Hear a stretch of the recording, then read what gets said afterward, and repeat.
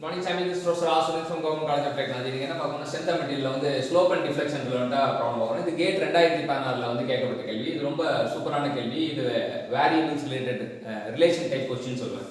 நம்ம கொஸ்டினில் வந்து ரிலேஷன் டைப் கொஸ்டின் ஒரு விஷயம் இருக்குது. அந்த ரிலேஷன் டைப் கொஸ்டின் வந்து காம்படிட்டிவ் எக்ஸாமுக்கு ரொம்ப ரொம்ப முக்கியமாக கேட்பாங்க அப்படின்னு தெரிஞ்சுக்கலாம். இப்போ என்ன கொடுத்துருக்காங்க அப்படின்னு கேட்டிங்கன்னா, A cantilever beam having square cross section of side A is subjected to an end load. If A is increased by 19%, the tip of deflection decreases approximately by. இப்போ என்னன்னா, கேண்டிலர் பீம் இருக்கு, பாயிண்ட் ரோட் தான் carry பண்ணுது. இது வந்து டபிள்யூன்னு வச்சுக்கலாம். இது வந்து ஒரு ரெண்டு ஃபிக்ஸ்டு, அந்த ரெண்டு ஃப்ரீயாக இருந்தால் அது கேண்டிலர் பீம்னு சொல்லுவாங்க. டிஃப்ளெக்ஷனுக்கு ஃபார்முலா இருக்குது. டிஃப்ளெக்ஷன் வந்து WL3/3I. ஸோ இதில் ஏன்றது எங்கே வரும் அப்படின்னு பார்த்தீங்கன்னா, இது ஏவே காணடா சைடு. இப்போ தான் இது ஸ்கொயர் கிராஸ் செக்ஷன் தான். இங்கே வந்து ஸ்கொயர் கிராஸ் செக்ஷன் அப்படின்றாங்க. இது ஏ எங்கே வருதுன்னு பார்த்தா தெரியல. ஏ எங்கே வரும் அப்படிங்கிறதுனா ஐயில் தான் வரும். ஐ வந்து delta is inversely proportional to I. I வந்து என்ன அப்படின்னா ஏரியா A/4/12.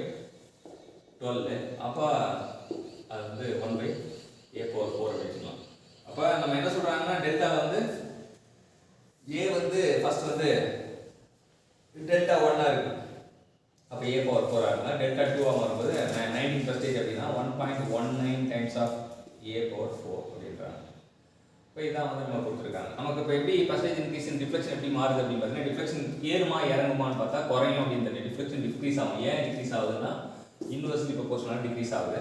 எவ்வளோ டிக்ரீஸ் ஆகும்னு கண்டுபிடிக்கணும் அப்படின்னா, பர்சன்டேஜ் டிக்ரீஸ் எவ்வளோக்குன்னா, அதாவது first delta 1 minus delta 2 delta 1 இப்படி போட்டால் நமக்கு கிடைச்சிடும். ஸோ 1.19 A/4 வந்து இது எவ்வளோ வருதுன்னா 0.5/A/4 அப்படின்னு.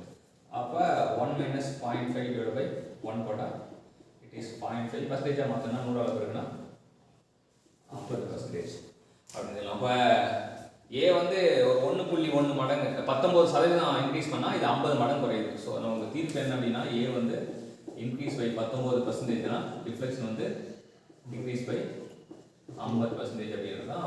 ஏன் அப்படின்னு பார்த்தா, இது ஏ வந்து டெல்டா வந்து ப்ரொபோர்ஷனல் டு 1/A/4 அப்படின்னு தெரிஞ்சுக்கலாம். இது சூப்பரான question, relation type question.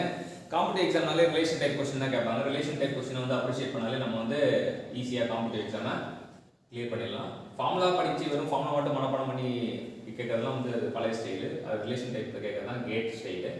So GATE style கொஸ்டினில் கேட் 2016 கேட்ட கொஸ்டின் வந்து நமக்கு கற்றுக்கிறதுக்கு வாய்ப்பு கொடுத்த சீசனுக்கு தேங்க்யூ சொல்லுவோம். Thank you champion.